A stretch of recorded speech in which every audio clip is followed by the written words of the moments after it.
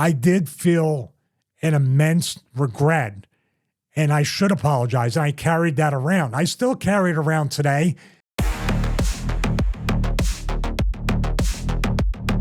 Okay, let's talk about the apology then. So I don't know how many people out there, long-time fans, I imagine quite a lot of them would have actually watched the DVD, and it really was one of the best documentaries they've ever done still. I mean, I put up with their like CM Punk's DVD, a few others that were really, really just classily done. And as you say, there was an extra, you went back there, you wanted to make an apology for why you left ECW. I think very briefly explain the injury. We've talked about the injury before, but sort of what led to you leaving ECW and not returning to ECW and going to WCW instead. Yeah, there's a lot that went on during this. No excuse, by the way, looking back at it. You can make all the excuses in the world. And that's one of the things you tend to do when you're 23, 24 years old. And this is something like, just to touch on it, I've said it before. Whenever I'm criticizing, saying the young wrestlers in WWE or AEW or anything like that, I give them immense credit as a young person with that kind of pressure for live TV, pay-per-views, being on the road, and also making a lot more money than I did at 23, 24. You might say, well, how's that a negative? When you're immature and you don't realize and you don't have perspective or that maturity, everything can go sideways real quick. How many people too much, too soon, too young, and they go broke and they burn bridges and do all that stuff? I burned some bridges because, number one, I wasn't used to dealing with that kind of injury. And it set off a series of emotional decisions, not logical, because I wasn't sure if I could wrestle again, how long I had. I wasn't making any money. And then there was, the contract stuff with Paul that we can talk about a little bit in more depth about that. But really what it was, and everybody's been there, you make one bad decision, then you're trying to counter that bad decision with what you think is two good decisions to counter the bad decision. Now you have three bad decisions. Then let me do three more of these decisions to cancel out the three bad ones. Now you have six really bad decisions.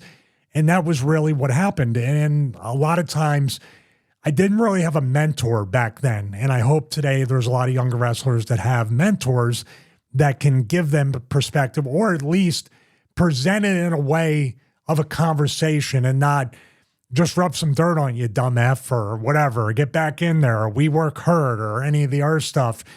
Those are the things that were running through my mind, and they fostered a lot of bad decisions at the time.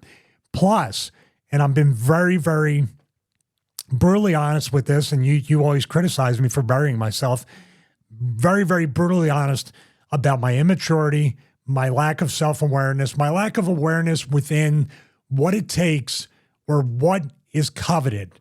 TV time, a push, wins, all these things I had no idea, because they really did come at a young age very easily.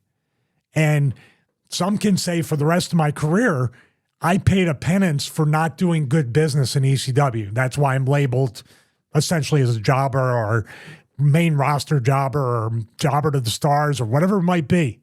Maybe that was my penance for the rest of my career for those bad decisions that I made, because I didn't appreciate the TV time.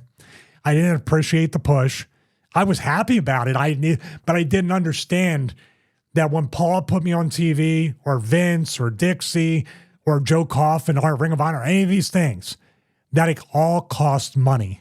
It's an investment of time and money into you. And when you're going over and people are putting you over, you do have a responsibility to follow through, work hard back then, work hard, put the most that you can into it. And if you're leaving the company, put everybody over on the way out. I did not do that because the immaturity, and people could say, well, you have every right because your neck was hurt. You didn't have any health insurance. You weren't getting paid more than like $150 or $200 a night at the very most back in ECW.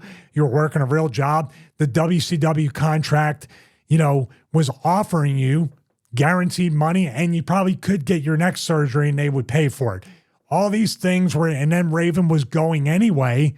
So like he facilitated me to get a job and reprise my role as a lackey, which I was at the time saying, okay, well, even if I do get surgery, I can be on TV and I'm just a lackey and I'm kind of cutting promos. I can heal throughout the neck injury and buy myself some time.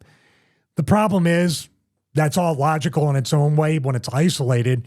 But when you look at the entire scope of what was going on in my career and ECW in the business at the time, I did feel an immense regret, and I should apologize. And I carried that around. I still carry it around today, but in a way to say, okay, give yourself a breath, take 10 breaths or whatever you're going to do, count to 10, do whatever, or sleep on it before you make a decision that might be on the scope of the decision you made when you were in ECW.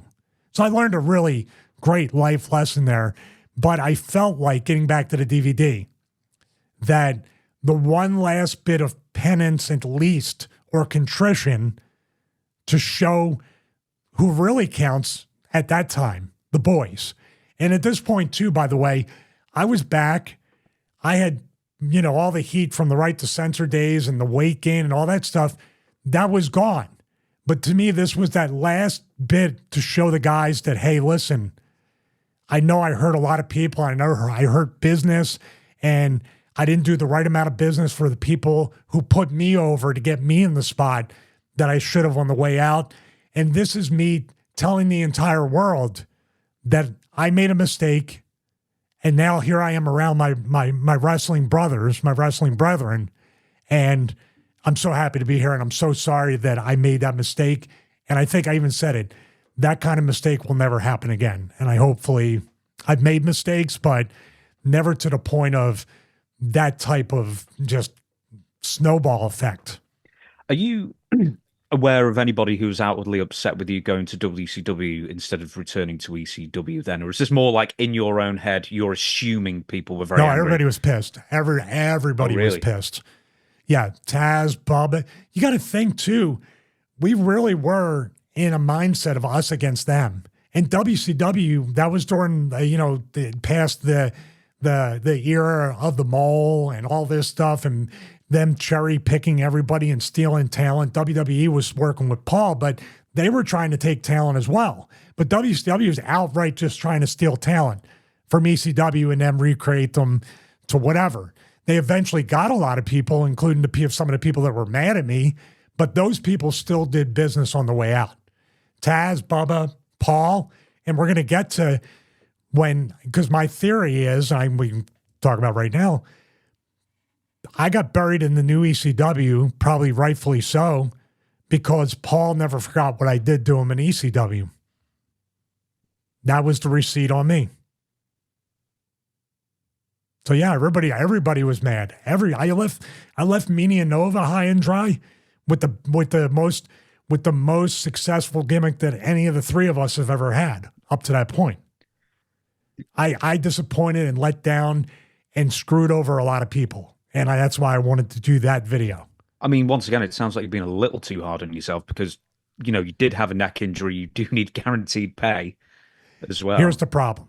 Here's the issue. And this is me. I try to live in happy mediums in my life, but I find out I can't. And if you look at this studio and our pre and post show throughout the week, I don't half-ass anything. There's no happy mediums. So for me, knowing myself and having the amount of self-awareness that I do right now, and I try to gain a little bit all the time, when I do that and say, yeah, but, to me, that translates into my back almost went out Monday, by the way, working out. So I could have very easily said Tuesday, and then this morning as we're recording this, yeah, I mean, I could do this and that, but my back's hurting, but this, but that. That's what led to the weight gain too. Yeah, it's only 10 days. But I can do more cardio. This case is delicious. But that's what I mean. I can reason with it, but it still doesn't clear me of the charges of the things I did wrong. There's still a way I could have done it the right way. Do you know, just before I ask this, what would have been the right way then? I mean, could you have just been a manager in ECW for a few months and at least, sort of worked out a notice kind of thing before going to WCW? What would have been a more happy medium for you, with you still getting some, a good contract at the end of it? I'm not quite sure.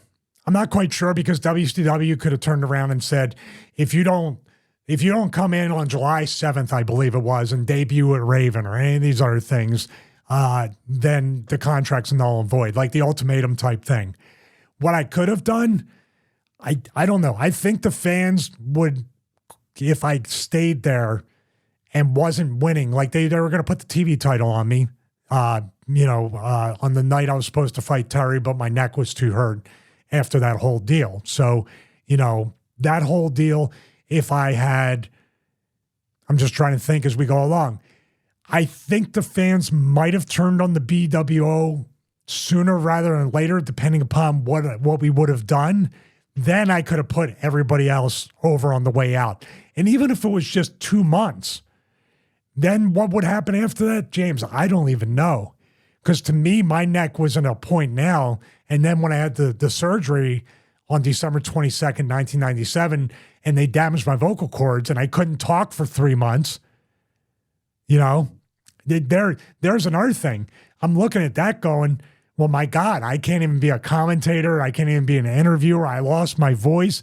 You have to think at that point, everything in your career is done. And that's when I came back from WCW and did the match with Chris Chetty before having surgery. Future episode. Here's the thing, though, is, you seem to be putting too much heat on yourself there in the sense that, well, Raven left. Sabu eventually left. Sandman left. The Dudleys left, Taz left, everyone left. You were just one of the guys who left. Yeah. But maybe also let's look at it this way too. You can say whatever you want about Paul, and there's a lot of stuff that's true about the lies and the bounce checks and all that stuff. But I would not be, I say it about Raven, I would not be where I am today if it wasn't for Paul. Paul produced me, and as far as producing my promos and guiding me, Paul could do every character. If you just wanted ECW and Paul, and if everybody left, Paul could still do all the characters accurately. He could run, if he could wrestle, he probably would do all the matches. But with Paul, he had patience, which a lot of promoters and bookers don't have patience for talent. He had patience. He disarmed me. He made me feel comfortable in my own skin when doing promos. He featured me. He made a guy with Daisy Dukes and a half shirt a viable world title contender in probably the roughest wrestling promotion that would never like a guy with that presentation, and started out hating me.